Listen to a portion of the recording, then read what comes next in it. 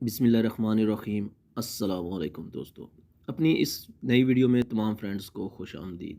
تو دوستو، پاکستان، انڈیا، بنگلہ دیش کے لیے ایک اچھی خبر نہیں ہے۔ ابھی سے کچھ دیر پہلے سعودی گزٹ کے مطابق کووڈ-19 سے متاثرہ ممالک سے آنے والے مسافروں کے لیے 5 لاکھ روپے جرمانہ۔ پبلک پراسیکیوشن نے خبردار کیا ہے کہ کووڈ-19 سے متاثرہ ممالک سے بین الاقوامی پروازوں پر آنے والے مسافروں پر 5 لاکھ سعودی ریال جرمانہ عائد کیا جائے گا۔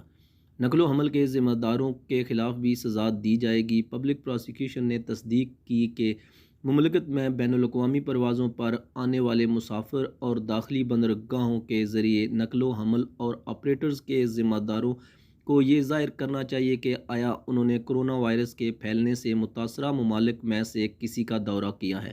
اگر وہ اس بات کو ظاہر کرنے میں ناکام رہے تو ان کے خلاف سخت سزا سنائی جائے گی۔